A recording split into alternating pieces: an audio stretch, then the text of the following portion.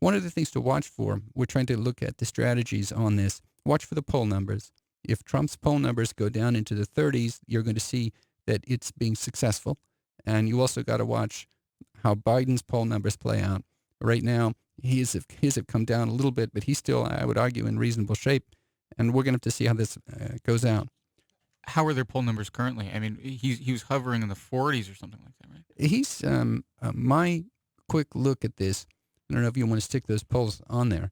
The most recent one I have, and basically, a couple of weeks ago, Trump's poll number in Rasmussen, I don't know if I'm pronouncing that right, is it Rasmussen, whatever, it's about 53%.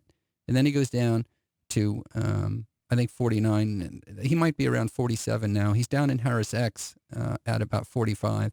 I don't look at the number. I look at the trend in any particular poll.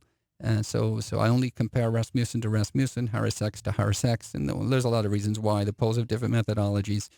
And you'll notice that in the second week, he actually had some samples that were down into 39. But what I'm seeing now is just pretty standard Trump numbers. He's some polls samples have him 41, 43. Those samples normally do. They're the YouGov samples. But he is a little bit down in his favorite polls, the polls that usually give him higher numbers. He's scored about. He's taken about I would argue he's taken about a 3 to 4 point hit, which Okay. isn't Okay. enough to be successful. Right. Not enough to be successful.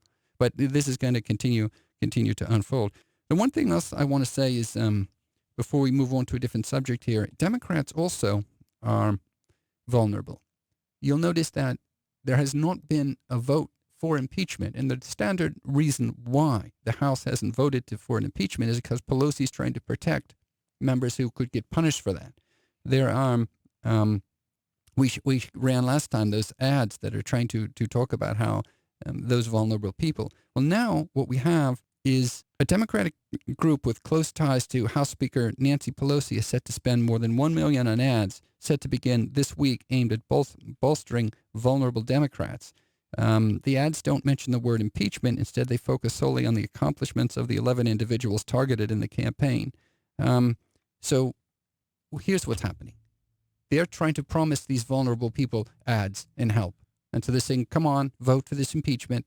We're going to protect you. Yeah, that's what seems to be happening.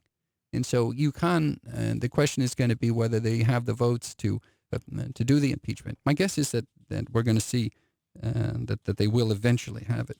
But they're worried about it as well. And they need the votes in the House, right? Right.